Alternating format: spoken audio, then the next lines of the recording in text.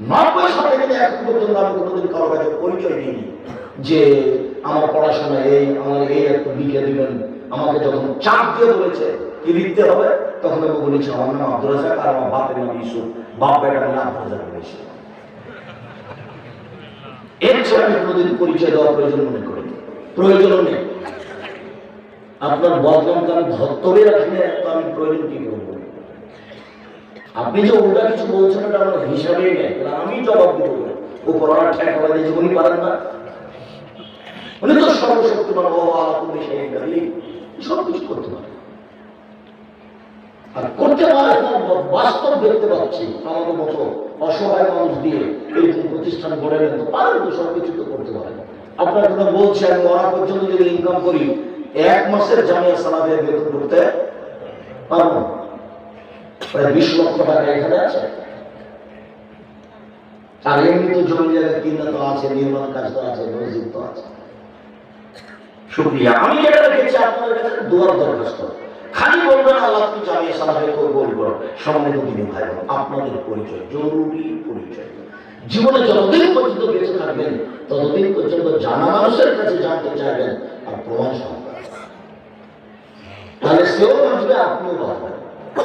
এবার একটু আমাদের পরিচয়, আমরা কারা? আব্দুল্লাহ ইবনে আমর রাদিয়াল্লাহু তাআলা আনহু বলেন রাসূল সাল্লাল্লাহু আলাইহি ওয়াসাল্লাম বলেছেন, বাল্লিগু আন্নী ওয়ালা আয়া, পৃথিবীর মানুষ আমার একটা কথা জানা থাকলে অন্যকে বলো। বাল্লিগু আন্নী ওয়ালা আয়া, আমার একটা কথা জানা থাকলে অন্যকে বলো। বাচ্চা খেতে বসেছে তখন বলেন আবু বিসমিল্লাহ বলেছ, আবু বিসমিল্লাহ বলো।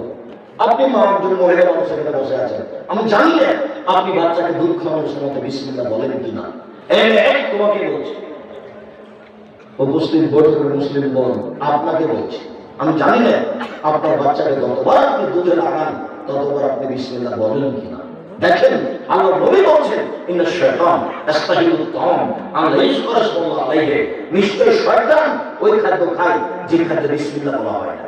আপনি যদি বাচ্চাকে দুধ খাওয়ানোর সময় বিসমিল্লাহ না বলেন তাহলে আপনার এই দুধ শয়তান খাবে, নিশ্চিত খাবে, অবধারিত খাবে, নবী বলেছেন খাবে, অতএব খাবেই খাবে। কখন বলা লাগবে না, ও খাবে, এটা আমার নবী বলেছেন। বাচ্চা প্রসাব করেছেন, আপনি বিসমিল্লাহ বলবো আমি, দুধ খাওয়াবেন আপনি বিসমিল্লাহ বলবো আমি, এটা হয়নি। কেমন মা আপনি?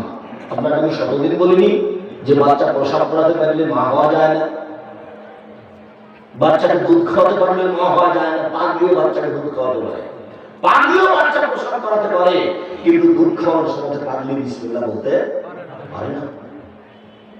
তাহলে আপনাকে একটা মা হতে হবে, ঢং করে এসেছে, আবার গল্প করতে করতে ঢং হয়ে যাবে। এটা হলো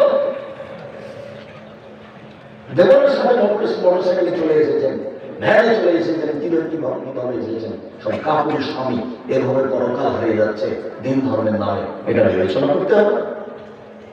বয়সটা দেখতে 30, 40, 50 হয়ে গেছে, 60 হয়ে গেছে, মরণ লাগবে আজ এটা কাল। জালাল ভাইকে দেখলাম কতদিন আমাদের সদস্য দিয়ে চললেন, আজকে চলে তাই তো প্রোগ্রাম এসেছে। মরণকে হিসাব করতে হবে। একটা মহিলা মানুষ কেন বিবেচনা করে? আপনার যেটা জানা আছে আরেকজনকে বলতে হবে, জরুরি। একটা ছেলে মসজিদে ঢোকে গেল, ছেলে তুমি বিসমিল্লাহ বলেছো, মসজিদে ঢোকার দোয়া পড়েছ, পরস্পরের আসলে সব কথা তুমি বলতে হবে। কেন? মুসলমান আছে কারাগারে। রাসূল সাল্লাল্লাহু আলাইহি ওয়াসাল্লাম বলছেন যে দুনিয়া সিজনুল মুমিন ওয়াল জান্নাতুল লিল কাফির, দুনিয়া হচ্ছে মুমিনের জন্য কারাগার। তো কারাগার নামে তো কোথাও যাওয়া যায় না, কারোর সাথে বলা যায় না। স্বামীর সাথে একটু কথা বলবো, স্বামী কারাগারে, তাই এসেছি মঙ্গলবারে 3 মাস পরে। তারপরে কত কি করে বাইরে থেকে কথা বলছি, তার মানে কারাগার। তো আল্লাহ নবী বলছেন আমরা আছি কারাগারে। তো বুঝতে পারলাম না কারাগার কি হয়। কারাগার তুমি বুঝতে পারলে না? এই তুমি যে মাথায় কাপড় না দিয়ে এখন বসে আছো, তুমি এটাকে কারাগার মনে করোনি। মাথায় কাপড় দিয়ে বসে থাকতে হবে, তার নাম কারাগার। তুমি ইচ্ছা মতো থাকতে পারবে না। উপস্থিত বৈঠকের মুসলিম বোন আপনার যে হাতটা এই পুরো একটা ছোট ব্লাউজ পরে আছেন, এই পুরোটা ফাঁকা পড়ে আছে, এটা কারাগার। আপনি এটা ফাঁকা রাখতে পারেন না, ঢেকে রাখতে হবে। আপনি নিজে স্বাধীনতা চলবে না, আরেকজনের স্বাধীনতা চলে, যার নাম মোহাম্মদ সাল্লাল্লাহু আলাইহি ওয়াসাল্লাম। পৃথিবীতে কার স্বাধীনতা চলে? মোহাম্মদ সাল্লাল্লাহু আলাইহি ওয়াসাল্লামের। পৃথিবীর কোন মানুষের ব্যক্তিগত স্বাধীনতা নেই, সবকে তার অধীনে থাকতে হবে। মসজিদে ঢুকলে তার নীতিতে ঢুকতে হবে, বিছানায় শুইলে তার নীতিতে শুতে হবে, বিছানা থেকে উঠলে তার নীতিতে উঠতে হবে। একটু জুতা পরলে, এই যে আমি 2000 টাকার যে জুতা কিনেছি, জুতাটা আমি নিজের স্বাধীনতায় করতে পারবো না, তার স্বাধীনতায় আমাকে জুতা পরতে হবে। আমি যে জাতির সঙ্গে কথা বলছি, আমার স্বাধীনতার কথা বলতে পারবো না, আমাকে আগে বলতে হবে আসসালাম। তারপরে আমার স্বাধীনতা আমি বক্তব্য শুরু করে দিতে পারবো না, আগে বলতে হবে আলহামদুলিল্লাহ ওয়াহদা, আল্লাহর প্রশংসা, এক আল্লাহর প্রশংসা। সালাত ও সালাম আলা নবী ওয়াহদা, সালাত আর শান্তি মুহাম্মাদের উপরে হোক, তারপরে আমি কথা বলতে পারবো। আমি যদি কথা বলি তাহলে আমি নিজ স্বাধীনতায় বললাম, তাহলে আমি কারাগারে থাকি না, আমি নিজের মতো চললাম। প্রত্যেকটা কর্ম প্রমাণ দিতে হবে তার নীতিতে চলা করা, তার নাম কারাগার। এখান থেকে উঠে যাবেন আর গল্প করবেন আর সিগারেট খাবেন আর গল্প যাবেন, এটা হলো কারাগার। জোর থেকে এসে দোকানে বসে চা খাচ্ছেন, এই করছেন, সেই করছেন, এর নাম কারাগার। মানুষের বদনাম করবেন আর চলবেন, তার নাম কারাগার। আপনাকে আমি কতবার বললাম যে আমার 5টা উপদেশ মনে রাখবেন। আমি আপনার জন্য জাতিকে 5টা উপদেশ দিয়ে গেলাম। এক, আপনার জীবনের সবচেয়ে জরুরি কাজ কোনটা? এর চেয়ে জরুরি কাজ পৃথিবীতে নেই, সেটা হলো সালাত, নামাজ। মনে রাখতে হবে আপনাকে। পৃথিবীবাসী, আমি আপনাদের দিনী ভাই হিসাবে মহিলা এবং সকলকে বলে যাচ্ছি, মানুষের জীবনের সবচেয়ে জরুরি কাজ পৃথিবীতে কাজ হিসাবে, কর্ম হিসাবে, এর চেয়ে জরুরি কাজ পৃথিবীতে নাই। সেটা কি? জীবনে এই সবে কোনোদিন আপোষ করিয়ে না, এই যে সত্যভাবে পালন করবেন, টাইম বলে আদায় করতে হবে। কোন দিন 5 মিনিটের জন্য এর সাথে আপোষ করবেন না, এর চেয়ে জরুরি কাজ পৃথিবীতে নেই।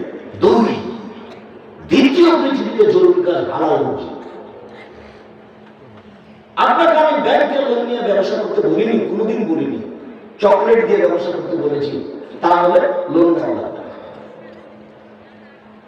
চকলেট দিয়ে যদি আমি ব্যবসা করি তো লোন নেওয়া লাগবে না। লোন এত খারাপ, লোন এত খারাপ, লোন এত খারাপ যে লোন যেন আমি না করি, এই জন্য আল্লাহ নবী দিন ভাগ করে দিলেন। চাইতেন সালাম ফিরার পূর্বে এমন কোনদিন জীবনে একটা দিন ঘটেনি যে এই দোয়া বলেননি। দোয়ার শেষ বাক্যটা হচ্ছে আল্লাহুম্মা ইন্নী আউযু বিকা মিনাল মাকসামি ওয়াল মাগরাম। তোমার কাছে বাঁচতে চাই বড় পাপ হতে, তোমার কাছে বাঁচতে চাই ঋণ কর্জ হতে, তোমার কাছে বাঁচতে চাই বড় পাপ হতে, তোমার কাছে বাঁচতে চাই ঋণ কর্জ হতে, তোমার কাছে বাঁচতে চাই বড় পাপ হতে, তোমার কাছে বাঁচতে চাই ঋণ কর্জ হতে। এই বাক্যটা না বলে তিনি কোনদিন সালাম ফিরেননি। এ কথা আয়েশা রাদিয়াল্লাহু তাআলা বলেন, হাদিস বক্তব্য। আর আপনি ব্যাংকে চাকরি করেন, এটাই খারাপ। আবার আপনি 30 লাখ টাকা লোন নিয়ে বাড়ি করলেন, ছেলে মেয়ের জন্য রেখে চলে গেলেন, আর জাহান্নামের যা মরার সাথে সাথে আপনাকে কবরে গুতাতে লাগলো। আপনি তো কিছু বুঝলেন, ঘোষলার মতো দিন কাটাচ্ছেন। চাপানগঞ্জের ভাষাতে যে বুদ্ধি দিয়ে কাজ করেন, একেবারে পৌঁছলাম মোটা বুদ্ধি। তো বিবেচনা করতে হবে না। এমনি তো বোকামি পৌঁছে ব্যাংকে চাকরি করতে গেছেন। আমি তো বলেছি এই বাংলাদেশের মাটিতে এমন কোন ব্যাংকিং ব্যবস্থা নেই, এমন কোন ব্যাংক নেই যেখানে চাকরি যায়। দেখছি কোন মায়ের বেটা প্রমাণ করতে পারে। ব্যাংকে টাকা রাখা আর ব্যাংকে চাকরি করা দুটো এক নয়। সম্মানিত দিদি ভাই বোন, মানুষের জীবনে সবচেয়ে জরুরি কাজ হালাল রুজি।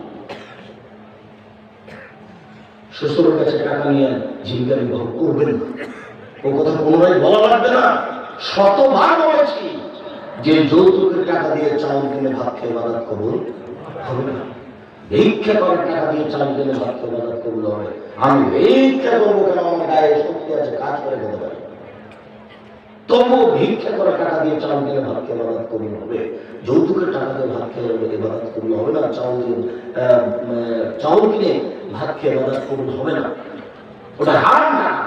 যৌতুক শ্বশুরকে ফেরত দিতে হবে, ওটা ভুলে গেছে। আর আগামীকাল সন্ধ্যা হতে তোমাকে বলেছি শতবার, তোমার বাপ যেন তোমার পূর্ব জমি ফেরত দেয়, হিসাব করে ভাগ করে দেয়।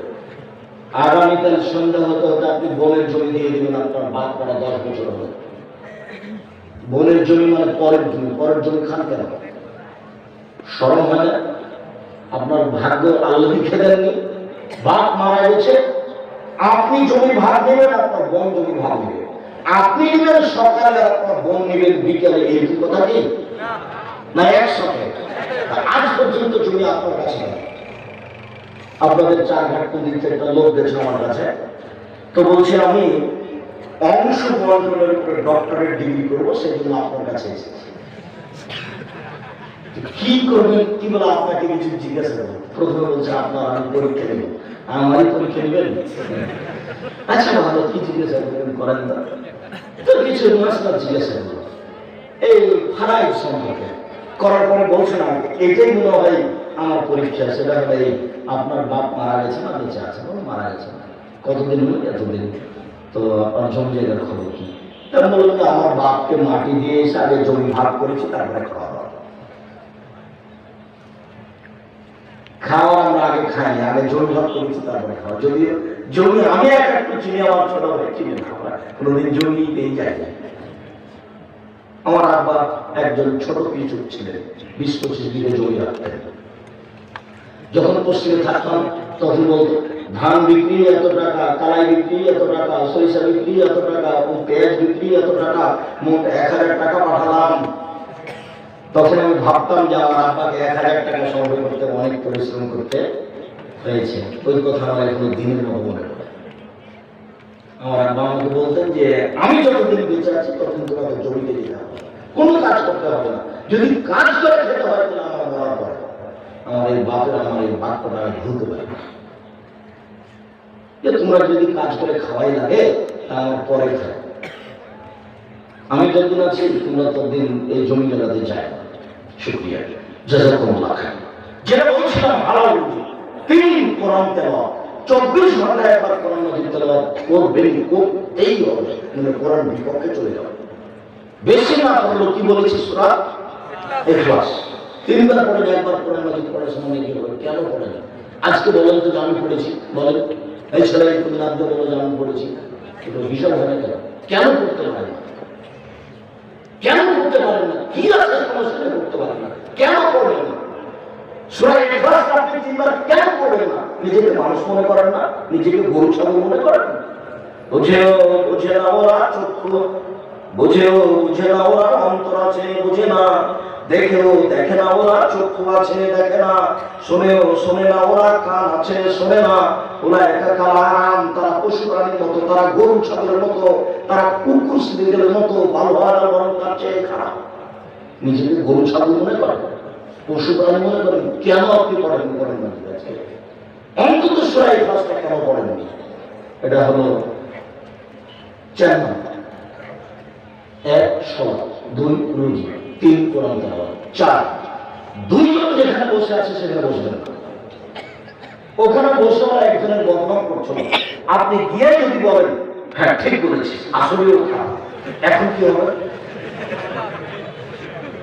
তাহাজ্জুদ সারা জীবনে যা পড়েছেন ওইটা যদি এক পাল্লায় দেওয়া হয়, আর ঠিক বলেছি আসলেও খারাপ এই বাক্য যদি এক পাল্লাতে দেওয়া হয়, পুরো জীবনের তাহাজ্জুদ হারিয়ে যাবে। আপনি বুঝতে পারেন, বুঝতে পারেননি যে দোকানে বসে আড্ডা পিঠে ল্যাংটা মেয়েকে দেখছি আর গল্প জমাচ্ছি, এটা কত বড় খারাপ। আর মানুষের বদনাম কানে শুনছে, এটা কত বড় খারাপ আপনাকে আমি বুঝাতে পারি। 4 জন যেখানে, 2 জন যেখানে বসে আছে সেখানে বসবেন না। 5 ছেলে মেয়ে স্ত্রীর উপরে কঠোর, খুব কঠোর। চোখ যেভাবে ঘুরে বউ সেভাবে চলে, তার নাম ক্ষমতা। আমার পরিবারের উপরে খুব কঠোর হতে হবে, শক্ত হাতে পরিবারকে দমন করতে হবে, নইলে তাহাজ্জুদ দিয়ে আপনি জিততে পারবেন না। শেষে দেখা যায় বেটির কারণে, বইয়ের কারণে জাহান্নামে হয়ে গেছে। শতদিন বলেছি, আল্লাহ নবী বলছেন 3 শ্রেণীর মানুষ জাহান্নামে যাবে। তার এক শ্রেণীর মানুষ হচ্ছে মধুর খামর, যারা নিয়মিত বিড়ি, তামাক, জর্দা, সিগারেট, গুল, নেশা জাতীয় লোক খায়, পান করে, তারা জাহান্নামে যাবে। একটা ছেলে বলছে, আব্দুল সাহেব, আপনি যে বিড়ি সিগারেট সবসময় বলেন, তো বিড়ি সিগারেট হারাম, তার দলিল কোথায়? তো দলিল সরাসরি আছে। আল্লাহ রাসূল বলছেন, মাস কারা কাসির হুফাকালিল ওয়াহা, যে জিনিসটা বেশি খেলে বিবেকের ক্ষতি হবে, তার কম, তার একটা কণাও হারাম। তো তাহলে তোমার 50 বেড়ি, হাফ কেজি বেড়ি মশলা খেলে একজনকে খাওয়াই দিতে দেখি, হাফ কেজি জর্দা তুমি একজনকে খাওয়াই দাও, তার বিবেকের ক্ষতি হয় কিনা? 10 কেজি খাওয়াই দিলে যদি বিবেকের ক্ষতি হয়, তাহলে তার একটা কণাও হারাম। আল্লাহ রাসূল বলেছেন, এক বাক্য বলেছেন, এমন ভাবে কিয়ামত পর্যন্ত সারা পৃথিবী সব জায়গাতে চলবে। কাজে হালাল রুচি খাবেন, আর জরুরি প্রয়োজন ছাড়া কোথাও বসবেন না। আর পরিবারের উপরে খুব শক্ত, খুব কড়া হতে হবে। সম্মানিত দিনী ভাই বোন, এই 5টা উপদেশ থাকছে। বলছিলাম, আমার দিনী বোনদের ব্যাপারে একটু অনুরোধ জানাচ্ছি। দেখুন, 4টা কাজ করতে পারলে আপনার জন্য জান্নাতের সব দরজা খোলা। আপনি 4টা কাজ করেন, জান্নাতের যে কোনো দরজাতে যেতে পারবেন। আমি বলি এই কথা মুহাম্মদ সাল্লাল্লাহু আলাইহি ওয়াসাল্লাম বলেন। 1, সালাত খামসা, 5 ওয়াক্ত সালাত আদায় করুন। এই সরাই, তোমরা ওখানে দাঁড়িয়ে কেন? বসো। দিনী ভাই বোন, আমি আপনাদেরকে অনুরোধ করছি, আপনারা দয়া করে দোকানপাটে কেউ থাকিয়েন না, রাস্তাঘাটে চলাচল করিয়েন না। এখন কোন কাজ করার প্রয়োজন মনে করেন না। আপনারা আমি কিছু না কিছু উপকার করবো ইনশাআল্লাহ। আপনি যেমন কষ্ট করে এসেছেন, আমিও তেমন কষ্ট করে এসেছি। আমি 7:30, 8টার দিকে বাসায় পৌঁছেছি। বরিশাল বরগুনায় ছিলাম রাতে। বরিশাল বরগুনা থেকে আমি রাতে বক্তব্যের পরে যাত্রা আরম্ভ করে সকাল 8টার দিকে আমি প্রতিষ্ঠানে পৌঁছেছি। এটা নিয়ে আমার কোনো খেয়ালই ছিল না। এসব সমাতের পরে অবগত হয়ে আমি আসলাম। আমি কষ্ট করে এখানে এসেছি, আপনি চায়ের স্টলে বসে থাকবেন। আপনাকে আমি মানুষ মনে করবো কেন? আপনাকে আমি মানুষ মনে করবো? আল্লাহ আপনাকে পশু প্রাণী বলছেন, আমি কেন বলবো? আপনি পশু প্রাণীর মতো। পশু প্রাণীর মতো না হলে আমি দিনের কথা বলছি, আমি ওখানে বসে থাকবেন। সম্মানিত দিনী বোন, এইদিকে শোনেন। শোনো, 1, 5 ওয়াক্ত সালাত, 2, সালাত সাহারা, রমজান মাসে রোজা, 3, আতা বালা, স্বামীকে মেনে চলা, তিতা লাগলো মিঠা লাগলো মেনে চলতে হবে। 4, জেনাযুক্ত না হওয়া। এই 4টা কাজ করবেন, জান্নাতের সব দরজা খোলা। 4 নম্বর, জেনা যদি হয়ে গিয়ে থাকে, তাহলে এখন থেকে কান্নাকাটি করেন। যদি আপনি খালেস অন্তরে কান্নাকাটি করতে পারেন দিন রাত, তাহলে আল্লাহ জেনার পাপটাকে নেকি দিয়ে পূর্ণ করে দেবেন। আর আল্লাহ ওয়াদা করেছেন আপনার সাথে,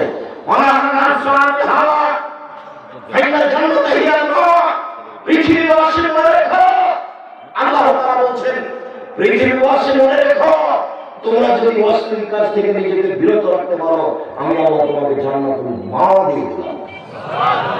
আল্লাহ, আপনি অশ্লীল কাজ বন্ধ করেন, জান্নাতুল মাওয়া আপনার জন্য প্রস্তুত আছে। এটা মানুষে বলেন, এটা নবী বলেননি, এটা সরাসরি আল্লাহ বলছেন।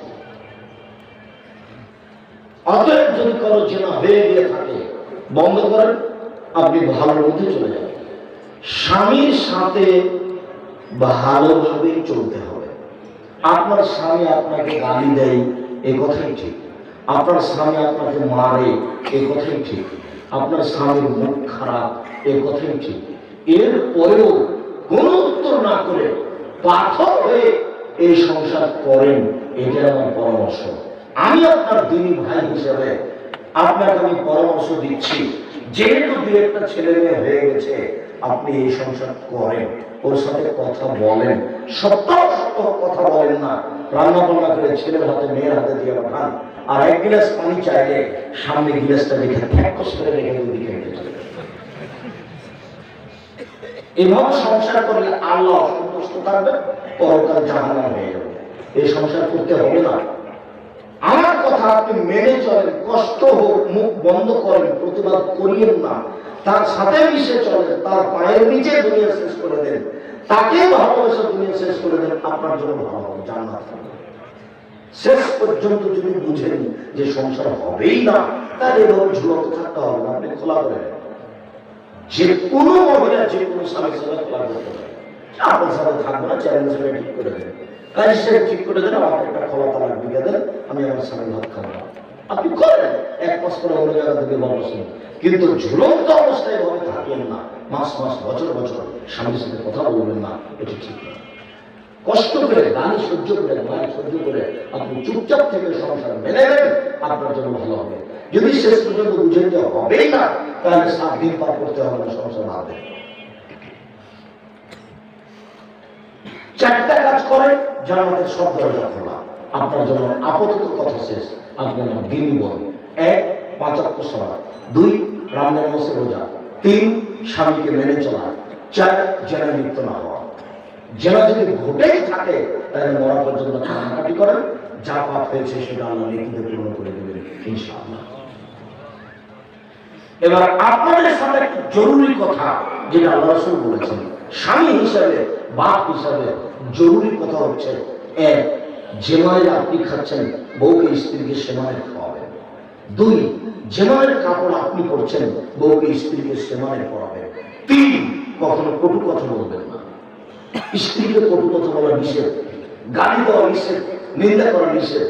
শ্বশুর শাশুড়ির ব্যাপারে মন্তব্য ভুলেও কোনোদিন ঘুমের ঘরও করবেন না। শ্বশুর শাশুড়ির বিরুদ্ধে কোনোদিন কথা বলবেন না।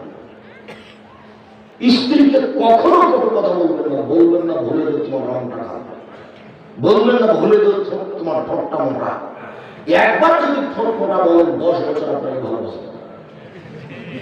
ওরা হচ্ছে কম বুদ্ধি, প্রশংসা প্রিয় মানুষ, সবসময় প্রশংসা করে, তুমি খুব ভালো, তুমি খুব ভালো, তোমার মতো কোনো মেয়ে দেখলে সারা রাত পার্টি দেবে। তার কাছে সেবা নেওয়ার চেষ্টা করেন, কটু কথা বলবেন না। 4 মুখের উপর মারবেন না, কোনো সময় না, মুখের উপর মারবেন না। গালে থাপ্পড় মারবেন না, আল্লাহ নিষেধ করেছেন, কটু। 5 নিজের বাড়ি ছাড়া কোথাও থাকতে দিবেন না, যেতেই পারবে না। খালার বাড়ি, পুতুর বাড়ি, মায়ের বাড়ি, নানির বাড়ি, কোন বাড়ি যেতে পারবে না। বিবাহের বাড়ি তো অসম্ভব হতেই পারে। দাওয়াত দিয়েছে আপনি যাবেন, আপনার ছেলে যাবে, আপনার বউ যাবে না। বিবাহের বাড়িতে গেলে স্বামীর সঙ্গে বেশি হয়ে যায়।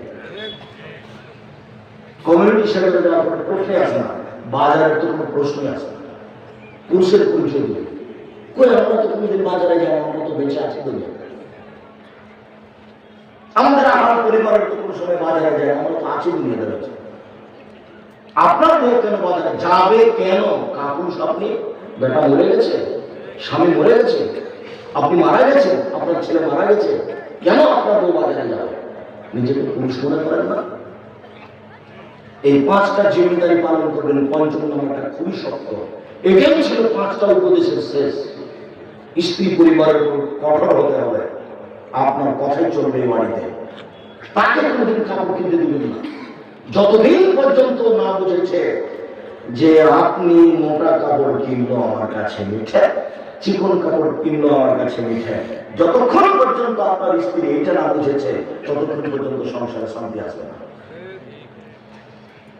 আপনার প্রত্যেকটা কাজের উপরে তাকে খুশি থাকতে হবে, আপনারটা ভালো, আমার। আমি যে থেকে বাজার করতে যাব, আমি কাপড়টাতে হাত দিয়ে দেখবো যে চিকন নয়, তখন এভাবে ছুড়ে মারবো, এই সংসার ভালো হবে। স্বামী স্ত্রী যখন একেবারে নরম হয়ে চলবেন, পরামর্শ হয়ে চলবেন, তখন দুজনেই শান্তি পাবে। স্বামী স্ত্রীতে একটা শান্তির জীবনের বিশাল ব্যাপার। আল্লাহ তাআলা বলছেন, আমি নাই দিয়ে খালা খালা তুমি নাম খুশি নজর দেবে, পৃথিবীবাসী আমি তোমাদের স্ত্রীদেরকে সৃষ্টি করেছি তোমাদের শান্তি তৃপ্তির জন্য। 10 তলা দিয়ে বাড়ি বানালে শান্তি হবে না, মহকুমার চাদর দিয়ে বিছানা সাজালে শান্তি হবে না, অন্য তোমাদের খাদ্য তৈরি করলে শান্তি হবে না, স্ত্রী ছাড়া শান্তি নাই, এ কথা আল্লাহ তাআলা বলছেন। তো যেভাবে শান্তি পাওয়া যাবে সেটাই করতে হবে। নফল সিয়াম, ইবাদতের জগতে সবচেয়ে দামি ইবাদত হলো সিয়াম। ইবাদতের জগতে সিয়ামের চেয়ে দামি ইবাদত পৃথিবীতে নেই। দুই একটা প্রমাণ। উমামা বাহিনী রাদিয়াল্লাহু তাআলা আনহু বলেন, রাসূল সাল্লাল্লাহু আলাইহি ওয়াসাল্লামকে জিজ্ঞাসা করলাম, আমি উমামা বাহিনী মুররি বিআমালি, আল্লাহ নবী আমাকে একটা আমলের কথা বলেন তো, যে আমলটা করলাম জান্নাতে চলে যাব। তখন আল্লাহ রাসূল বলছেন, আচ্ছা আচ্ছা আচ্ছা আলাইকা বিসম ফাইনাহুল ইসলাম। উমামা তুমি সিয়াম পালন করো। ইবাদতের জগতে সিয়ামের সাদৃশ্য কোনো ইবাদত নেই। এমন কোনো ইবাদত পৃথিবীতে নেই যেটাকে বলা যায় যে এইটা সিয়ামের মতো। হজ সিয়ামের মতো, সালাত সিয়ামের মতো, কান্নাকাটি, তাসবিহ তাহলিল জিকির আজকার সিয়ামের মতো। এরকম কোন ইবাদত পৃথিবীতে নাই যেটাকে কার মতো বলা যেতে পারে, সিয়ামের মতো। পরের একটা আবার বলছেন, আল্লাহ রাসূল আমাকে একটা আমলের কথা বলে, এই ছেলে ধৈর্যের পরিচয় দিও কিছুক্ষণ। আল্লাহ নবী আমাকে একটা আমলের কথা বলেন, যে আমল করলে আমি জান্নাতে চলে যাব। তখন আল্লাহ রাসূল বলছেন, আলাইকা বিসম ফাইনাহুল ইসলাম, তুমি সিয়াম পালন করো। ইবাদতের জগতে সিয়ামের সমপর্যায়ে কোনো ইবাদত নেই।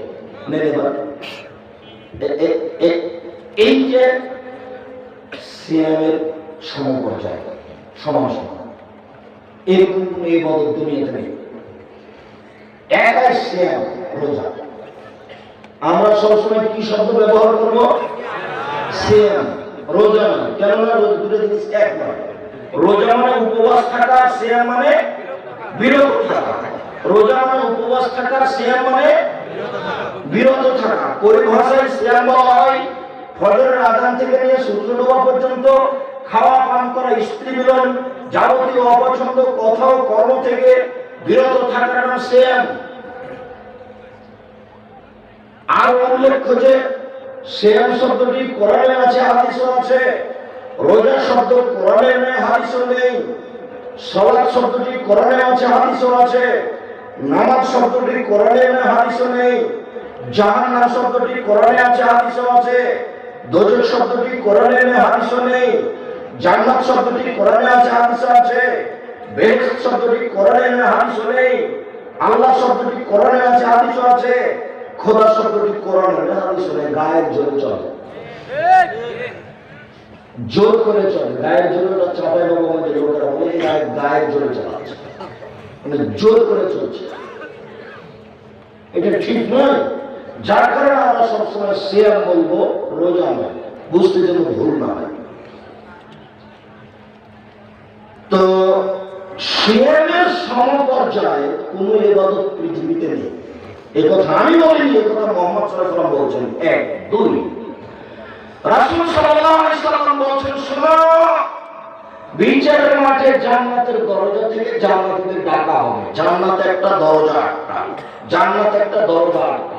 ওই যে যারা হজ করেছে ওই দরজা দিয়ে, যারা দান করেছে ওই দরজা দিয়ে, যারা সালাত আদায় করেছে ওই দরজা দিয়ে, যারা সিয়াম পালন করেছে ওই দরজা দিয়ে। ফেরেশতারা বলেন, আসেন আসেন, যারা সিয়াম পালন করেছেন এই দরজা দিয়ে আসেন, যারা হজ করেছেন এই দরজা দিয়ে আসেন।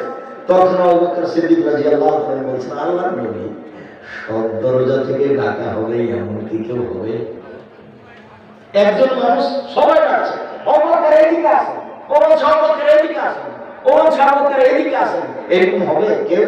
তখন আল্লাহ রাসূল বলেছেন, হ্যাঁ আপনি তার মধ্যে। অনেক সুন্দর। যেই কথাটা বলতে চাচ্ছি সেটা হলো যে এটা আখেরা, আখেরা মুখ লেখা। সিয়াম পালনকারী শেষ ব্যক্তি ঢুকে গেলে ওই দরজা বন্ধ করে দেওয়া হবে, তখন বাকিগুলো খোলা আছে। একমাত্র সিয়াম ছাড়া আর কোন ইবাদত দিয়ে ওই দরজাতে ঢোকার সুযোগ হবে না। সারা জীবন কান্নাকাটি করলেও আব্দুর রাজ্জাক সাহেব বক্তব্যের এক পর্যায়ে বলেছিলেন, আল্লাহর ভয়ে কান্নাকাটি এমন একটা কাজ যে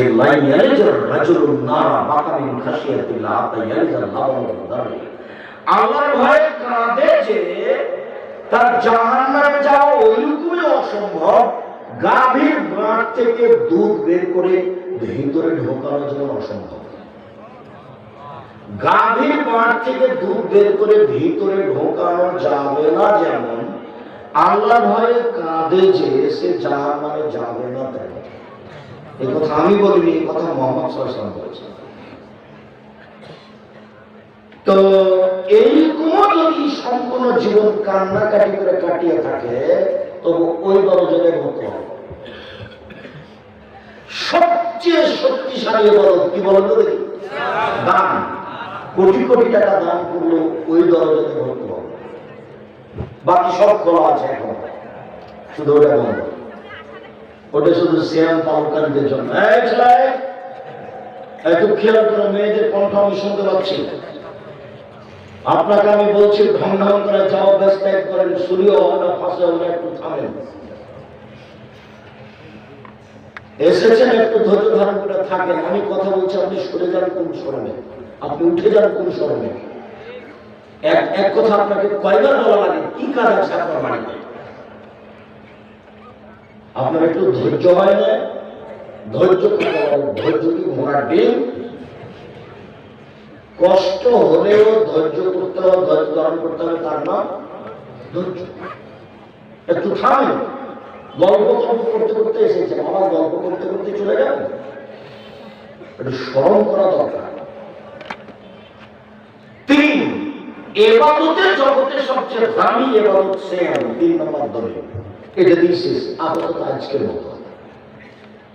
আবু হুরায়রা রাদিয়াল্লাহু তাআলা আনহু বলেন, রাসূল সাল্লাল্লাহু আলাইহি ওয়াসাল্লাম বলেছেন, আল্লাহ তাআলা বলেন, কুল্লু আমাল ইবনে আদম ইজাতুন হাসানাতুন বিআশরি আমসালিহা ইলা 700 যায়দ ইল্লা সাওম ওয়াইনুল ওয়া নাযিব। আদম সন্তানের সব নেকি 1 থেকে 10 হবে, 10 থেকে 700 হবে, আরো বেশি, আরো বেশি, আরো বেশি। 10 টাকা দান করেছে, লিখে দাও 10 নেকি লিখো, আরো বড় 700 তো লিখো, আরো বাড়িয়ে দাও। হজ করেন, আল্লাহ ফেরেশতাকে বলবেন নেকি লিখে দাও। দান করেন, আল্লাহ ফেরেশতাকে বলবেন নেকি লিখে দাও।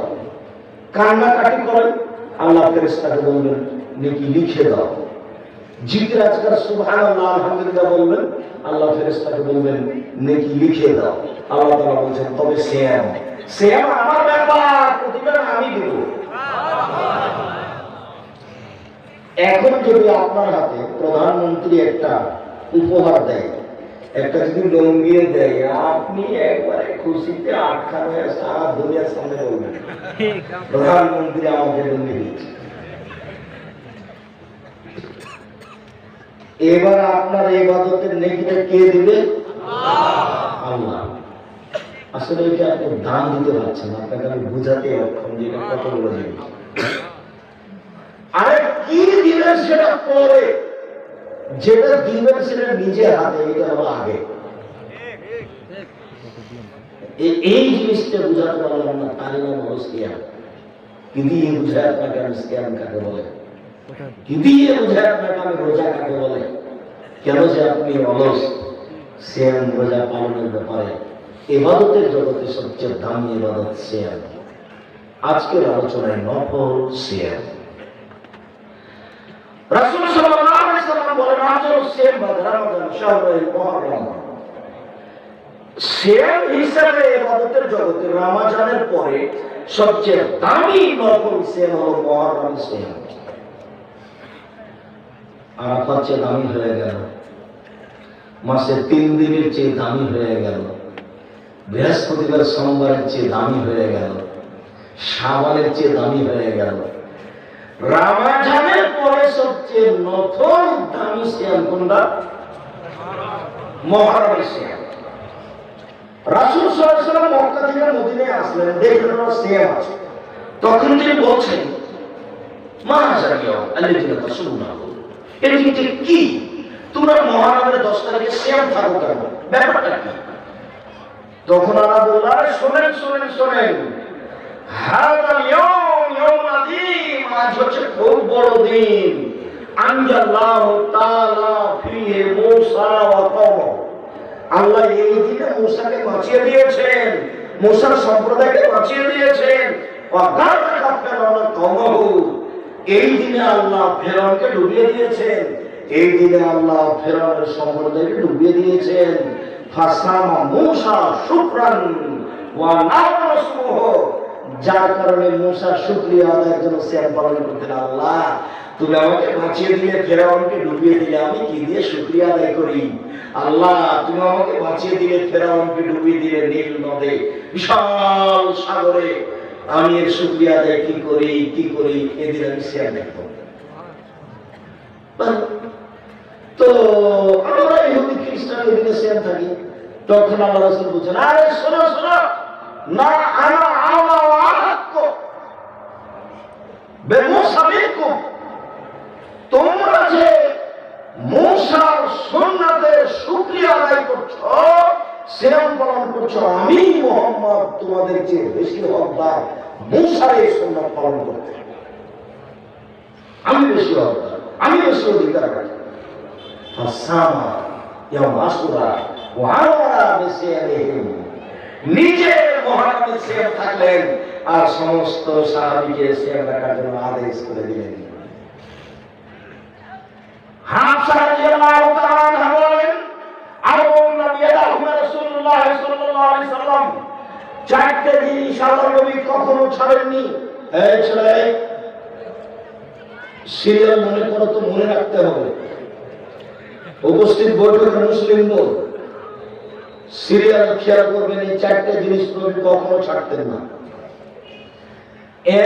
এক, সময়ে আশুরা, মুহররমের 10 তারিখের সিয়াম।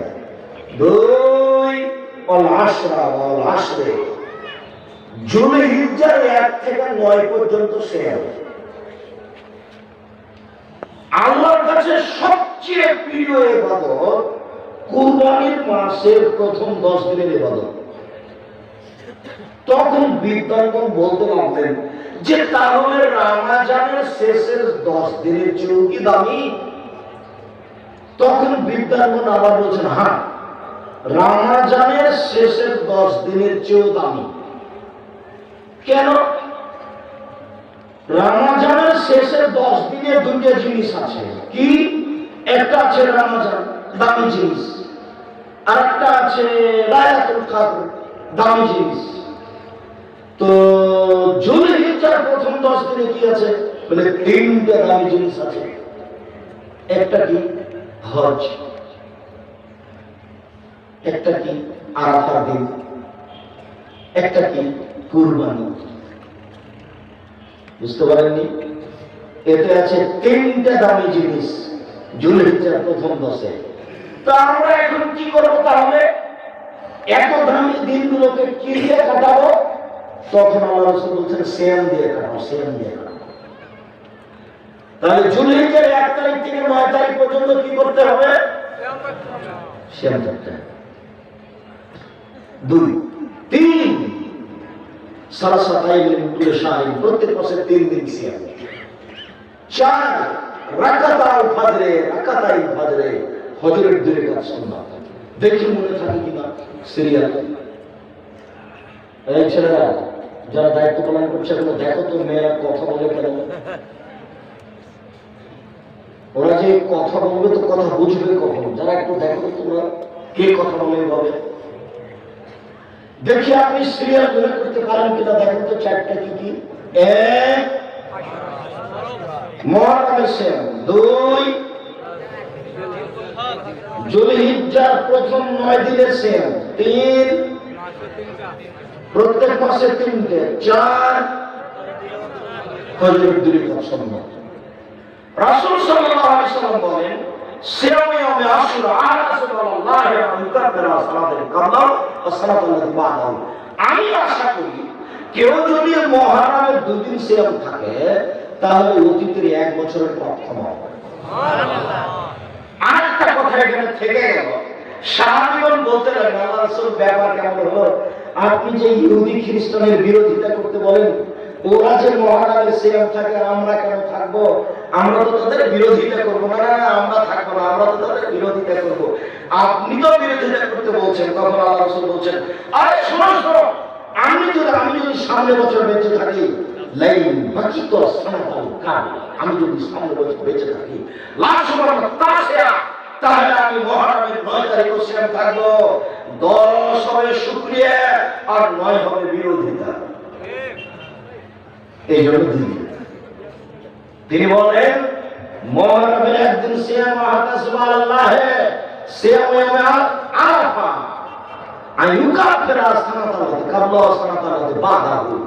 যদি আরাফার একদিন সিয়াম থাকে আগে পরে 2 বছরের পাপ ক্ষমা। তিনি বলেন কেউ যদি প্রত্যেক মাসে 3 দিন সিয়াম থাকে, সারা বছর সিয়াম পালন করে যত নেকি হবে, প্রত্যেক মাসে 3 দিন সিয়াম থাকলে তত নেকি হবে। চন্দ্রের চাঁদের 13, 14, 15 মহিলাদের হাইজের কারণে আগে পিছিয়ে হয়ে গেলে কোনো সমস্যা নেই। আয়েশা রাদিয়াল্লাহু তাআলা আনহা বলেন, আমরা মাসে 3টা পালন করতাম, অতএব হাইজের কারণে যদি 20, 21, 22, 23 চলে যায় কোনো সমস্যা নেই। চেষ্টা করতে হবে প্রত্যেক মাসে 3টা রাখা, 13, 14, 15। আবু আইয়ুব আনসারী রাদিয়াল্লাহু তাআলা আনহু বলেন, রাসূল সাল্লাল্লাহু আলাইহি ওয়াসাল্লাম বলেছেন, মান সামা রামাদানা সুমাতাহু সিত্তান মিন শাওয়াল কানা কাসিয়ামি দাইকুলি। কেউ যদি রমজানের সিয়াম থাকে তারপরে শাওয়ালের 6টা থাকে, তাহলে সারা বছর সিয়াম পালনের নেকি পাবে। উল্লেখ্য যে সম্মানিত দিনী ভাই বোন, উল্লেখ্য যে মহিলাদের হায়েজের কারণে রমজানের যে 5-6টা ছুটে গেছে ওইটা আগে করতে হবে, তারপরে শাওয়ালের কথা ঠিক নয়। রমজানের ওই হাইজের কারণে 5-6টা ছুটে গেছে, এটাও করবে জীবনে যেদিন পারবে সেদিন। আয়েশা রাদিয়াল্লাহু তাআলা আনহা 10 মাস পরে আবার শাওয়াল করতেন। কাজে ছুটে গেলে কোনো সমস্যা নেই, মরা পর্যন্ত একদিন করতে পারলে হবে না, আল্লাহ মাফ করে দেবেন। কিন্তু শাওয়াল পার হয়ে গেলে 6টা করার সুযোগ থাকবে না। অতএব সবাইকে শাওয়ালের 6টা করতে হবে। পরস্পর করেন সেটাই ভালো হবে, ছেড়ে করলে হয়ে যাবে। কিন্তু মুখ হুজুর বলেছে ছেড়ে ছেড়ে করতে হবে, একসাথে করতে হবে, একটা হবে বাস করেন 6টা, পরস্পর করে ভালো, নইলে এই মাসে 6টা হতে হবে। তিনি বলেছেন শাওয়ালের 6টা। এবার চলে আসি সাপ্তাহিক রিপোর্ট। কাছাকাছি চলে এসেছি, বিরক্তির কোনো লক্ষণ আমাকে দেখাবেন না। সাপ্তাহিক রিপোর্ট পেশ করা হয় বৃহস্পতিবার আর সোমবার, পাপ আর নেকি। আয়েশা রাদিয়াল্লাহু তাআলা আনহা বলেন, আল্লাহ নবী বৃহস্পতিবার আর সোমবার সিয়াম থাকা ভালোবাসতেন। আবু হুরায়রা রাদিয়াল্লাহু তাআলা আনহু বলেন, আল্লাহ রাসূল বলেছেন, তো রাসূল আমালো ইয়াউমুল ইসনাইন ওয়াল খামিসে ওয়া উহিবাল্লাহি আমালি ওয়া নাসাইন। বৃহস্পতিবার এবং সোমবার মানুষের পাপ নেকি আল্লাহর দরবারে পেশ করা হয়। আমি মুহাম্মদ সাল্লাল্লাহু আলাইহি ওয়াসাল্লাম, আমার মন চায়, আমি ভালোবাসি, আমাকে ভালো লাগে। আমার যখন সাপ্তাহিক রিপোর্ট পেশ করা হবে তখন আল্লাহ দেখুক যে আমি সিয়াম আছি। আমার এটা মন চাই, আমি এটা ভালোবাসি। জরুরি, আপনাকে ফরজ বলিনি, তবে জীবনের একটা কাজ আপনি গ্রহণ করে নেন, সেটা হলো বৃহস্পতিবার এবং সোমবার সিয়াম। মনে একটা ত্যাগ করে নেন, করবই, ফরজ নয়, তবে জীবনের সুবিধার জন্য একটা সিদ্ধান্ত নিয়ে নেন, যারা নফল সিয়াম বৃহস্পতিবার সোমবার থাকবে, শরীর সুস্থ থাকবে, শরীরে মোটা হবে না। সাপ্তাহিক রিপোর্ট পেশ করা হয় কোন কোন দিনে? বৃহস্পতিবার সোমবার। আল্লাহ রাসূল বৃহস্পতিবার সোমবার কেন সিয়াম থাকতেন? সিয়াম অবস্থায় রিপোর্টটা দেখানোর জন্য। খালি এই কথাটা একটু মনে করেন তো, কি বললাম কথাটা? না ওটা না, বৃহস্পতিবার সোমবার আল্লাহ নবী কেন সিয়াম থাকতেন? রিপোর্টটা সিয়াম অবস্থায় দেখানোর জন্য। রিপোর্টটা কি অবস্থায় দেখানোর জন্য? সিয়াম অবস্থায় দেখার জন্য। এবার চলে আসলাম এই মাস, শাবান মাস চলে এসেছে। শাবান মাসে বেশি বেশি সিয়াম থাকবে। আয়েশা রাদিয়াল্লাহু তাআলা আনহা বলেন, কানা নবী সাল্লাল্লাহু আলাইহি ওয়াসাল্লাম ইয়াসুমু শাবান কুল্লাহু, আল্লাহ নবী পুরো শাবান সিয়াম থাকতেন। আয়েশা রাদিয়াল্লাহু তাআলা আনহা বলেন, কানা নবী সাল্লাল্লাহু আলাইহি ওয়াসাল্লাম ইয়াসুমু শাবান ইল্লা কালিলা, আল্লাহ নবী পুরো শাবান সিয়াম থাকতেন, তবে শেষের দিকে কয়েকটা বাদ দিতেন। উম্মু সালামা রাদিয়াল্লাহু তাআলা আনহা বলেন, মা রাআইতু রাসূলুল্লাহ সাল্লাল্লাহু আলাইহি ওয়াসাল্লাম ইয়াসুমু শাহরাইন মুতাতাবিআইন ইল্লা শাবান ওয়া রমাদান, আমি আল্লাহ নবীকে পরস্পর দুই মাস সিয়াম পালন করতে দেখিনি, তবে শাবান ও রমাদান। আমি আল্লাহ নবীকে পরস্পর দুই মাস সিয়াম পালন করতে দেখিনি, তবে শাবান ও রমাদান। আল্লাহ নবী দুই মাস পরস্পর সিয়াম থাকতেন, তা হলো শাবান ও রমাদান।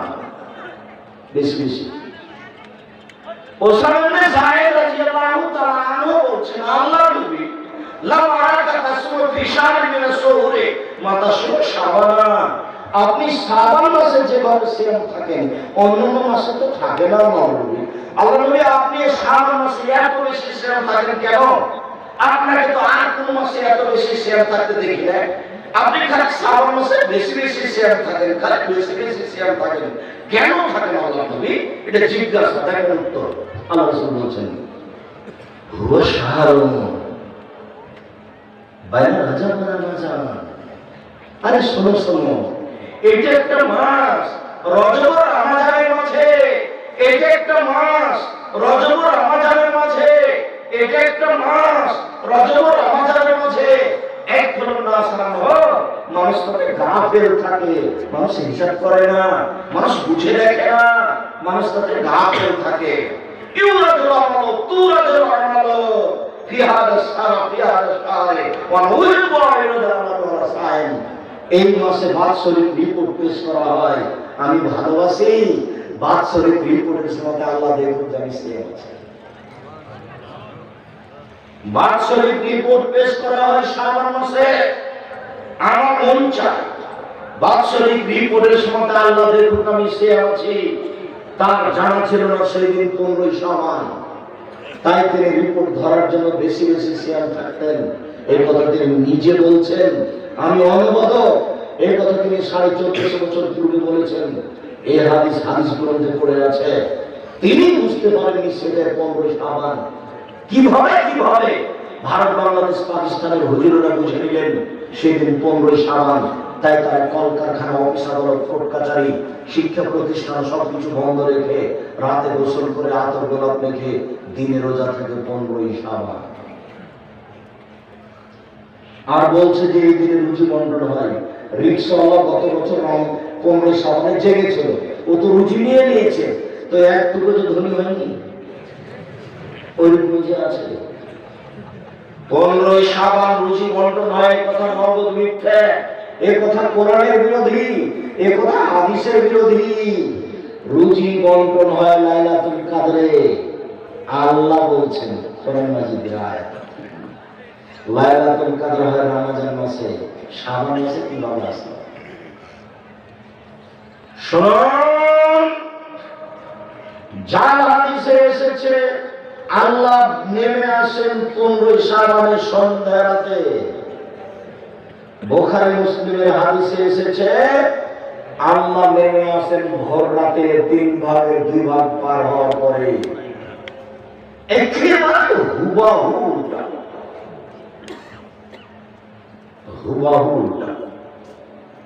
অতএব 15 শাবানের রুজি বন্টন হয়। 15 শাবানে কে কে মরবে আর কে কে বাঁচবে সারা বছর এটা ঠিক করা, এটা নগদ মিথ্যা। লাইলাতুল কদরে নির্ধারণ করা হয় কে কে মরবে আর কে কে বাঁচবে, কে কোন রুজি খাবে। অতএব এই হিসাব মিথ্যা। 15 শাবানে আল্লাহ নেমে আসেন প্রথম আকাশে, সবকে ক্ষমা করে দেন। এ হাদিস ঠিক নয়।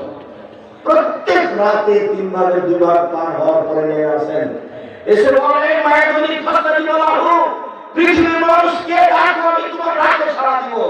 মায়া সরণি ফাউতিয়াহু, কে কি চাও, যে যা চাও আমি তাকে তাই দিয়ে দিব।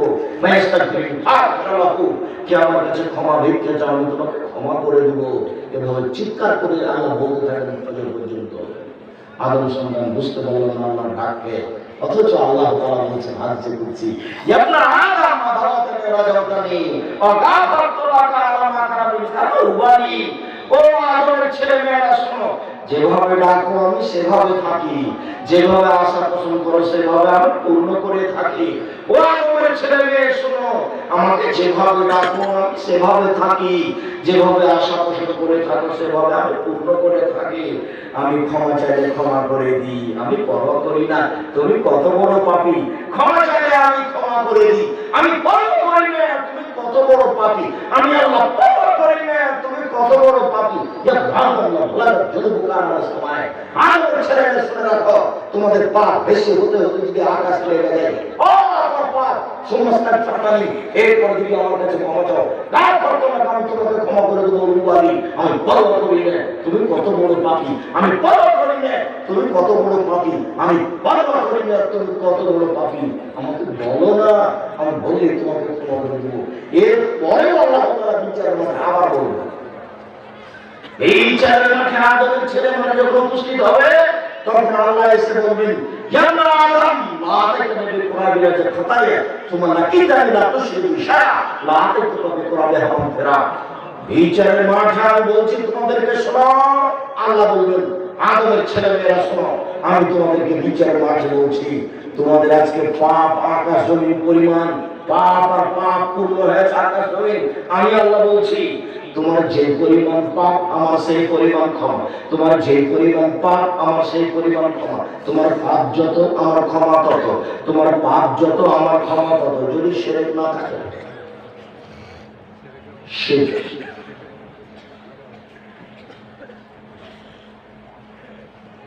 সরকারি ডিপার্টমেন্টের, পুলিশ ডিপার্টমেন্টের ইন্সপেক্টর চলে গেছিলেন, উনি বেশ কিছুদিন ছিলেন ওখানে, কথা বলছিলেন এদেশের মাটিতে, এদেশের মাটি শীত দিয়ে ঢাকা আছে, সব জায়গায় শীত। শীত না থাকলে বিচার মাঠে আল্লাহ সব পাপ ক্ষমা করে দেবেন, এ কথা মুহাম্মদ সাল্লাল্লাহু আলাইহি ওয়াসাল্লাম বলেন, এ কথা আল্লাহ তাআলা বলেন হাদিসে কুদসি।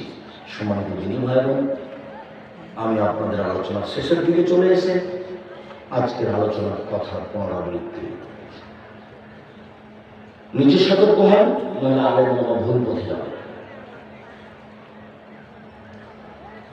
মহিলাদেরকে বলছি 4টা কাজ করেন, জান্নাতের সব দরজা খোলা। আপনাদেরকে বলছি সোচ্চার সাবধান হন। বলছি বৃহস্পতিবার সোমবার সিয়াম পালন করেন, বিশেষভাবে শ্রাবণ মাসে সিয়াম পালন করেন। আর জামিয়া শরাফের জন্য আন্তরিকভাবে দোয়া করবেন। আর জামিয়া শরাফের সব বই পুস্তক কিনবেন, বিশেষভাবে মাসিক আর নীতি সম্পর্কিতা। আমি ওই সময়তে ভালোবাসা দিব যে সময়তে সবাই আপনারা মাসিক আর নীতি সম্পর্কিতা করবেন। 50টা প্রশ্নের উত্তর আছে, স্টেজে আছে, আব্দুল্লাহর বইটা আছে, দেখবেন রিজিক আছে কিনা। আর আমার যে সালাতের উপর বই সেটা একটু দেখবেন, বিশেষভাবে মাসিক আর নীতি সম্পর্কিত।